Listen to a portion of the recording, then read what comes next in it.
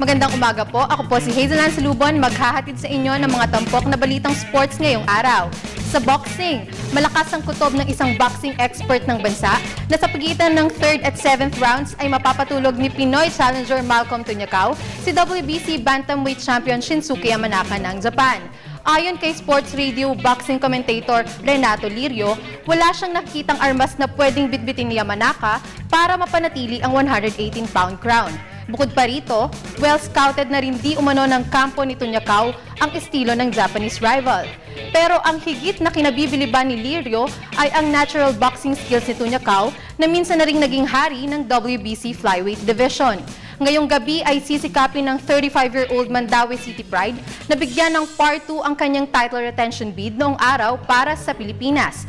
Minsan na kasing naging retriever ng lost boxing crown ng bansa si Tunyacao at ito ay nang maipaghiganti niya ang pagkatalo ni Manny Pacquiao kay flyweight Medgowen Singh Surat noong taong 2000. Samantala, patuloy naman ang pagdagsa ng mga delegado ng Palarong Pambansa 2013 sa Dumaguete City. Noong isang linggo ay dumating na sa Negros Oriental ang mga student athletes mula sa ARMM. Ang ilan pang mga bayan at lungsod sa Mindanao ay isa-isa na ring nagta-touchdown sa Dumaguete City Airport. Sa mga susunod na araw ay inaasahang darating na rin ang iba pang mga representante mula sa Luzon at Visayas. Kasunod nito, tiniyak ni Negros Oriental Governor Roel Degamo ang maayos na panunuluyan ng buong delegasyon na inaasahang papalo sa mahigit 16,000. Sa katunayan, ipinag-utos na umano ni Degamo sa kanyang Security Committee ang mas maigting na pagpapatupad ng kapayapaan sa mga areas of activities ng palaro. Handa rin umanong tumugon sa anumang klase ng medical attention ang organizers ng Palarong Pambansa.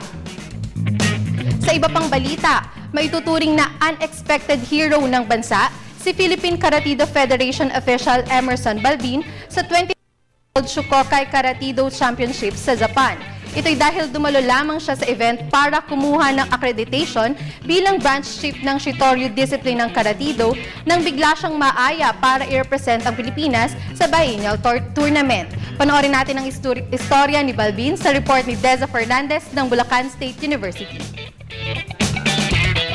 Magkasunod na giniba ni Pinoy Det Emerson Balbin ang mga karibal mula sa Japan at Germany tungo sa pag-abante sa finals katapat si Stephen Kelly ng Austria. Dito ay complex at graceful kata-form ang ginamit ni Balbin upang umani ng 5-0 win at masikwat ang ginto sa Shitoryu event ng World Shokokai Karate-Do Championships sa Japan. Ayon kay PKF Secretary General Raymond Reyes, malaking karangalan para sa bansa ang title conquest ni Balbin at ng isa pang miyembro ng Philippine team na nakapagsuberin ng 2 bronzes sa Japan meet.